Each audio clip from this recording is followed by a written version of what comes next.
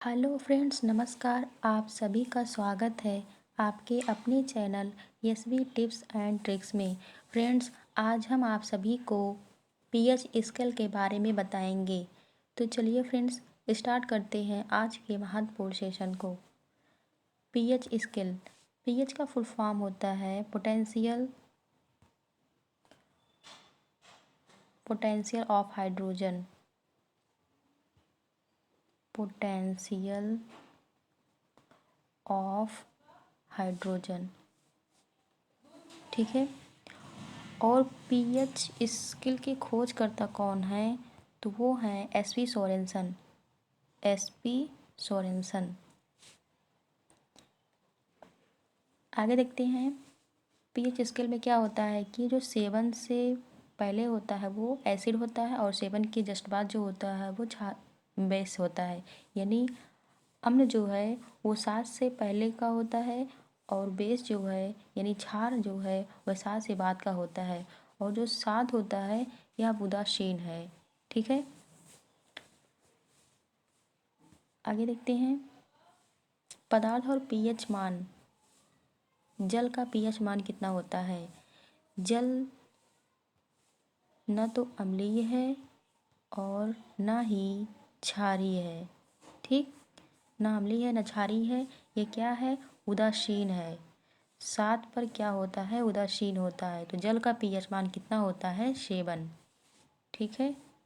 Next है आंसू। आंसू का पीएच मान क्या होता है? आंसू 2 तरह का होता है। एक बनावटी होता है, या जिसे कहते हैं दिखावा, और दूसरा होता है जो दिल से निकलता है। जैसे घर में कोई प्रॉब्लम हुआ किसी को, या हमें किसी की याद आई तो हम रोते हैं, तो ये सब क्या है? ये सच्चा आंसू है। तो 7 से हो जाएगा 7 और 4 से हो जाएगा 4, तो 7.4 मतलब 7.4 जो है ये आंसू का पीएच मान है, ठीक। नेक्स्ट है नमक।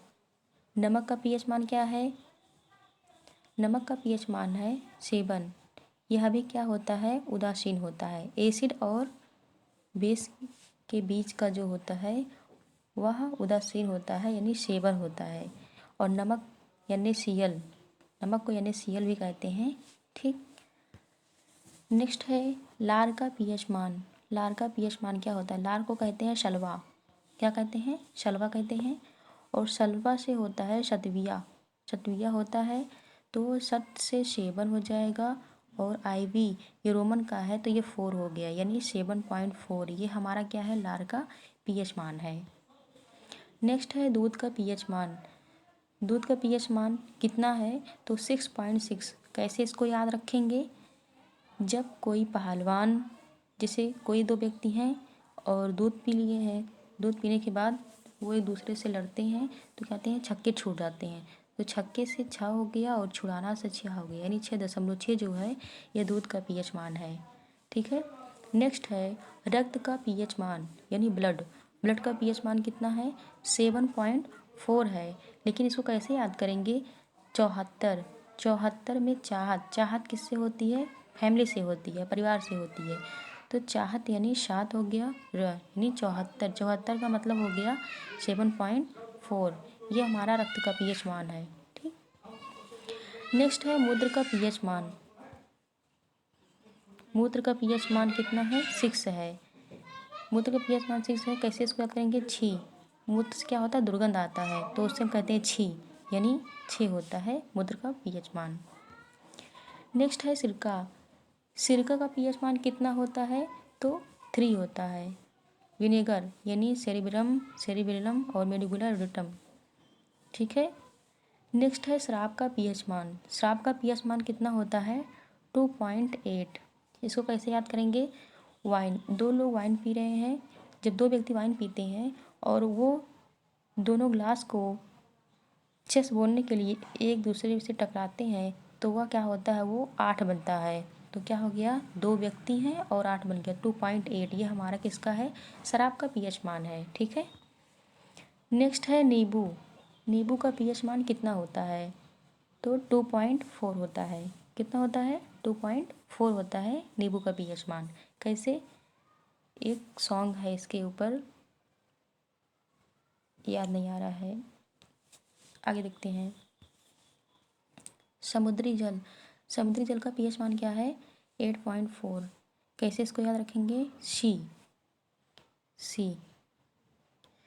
84। 84 मतलब चौरा, मतलब चौरा होता है। समुद्र का जो भाग होता है वो क्या होता है? बहुत चौरा होता है। 84 यानी 8.4 ये होता है समुद्री जल का पीएच मान। ठीक है, नेक्स्ट देखते हैं।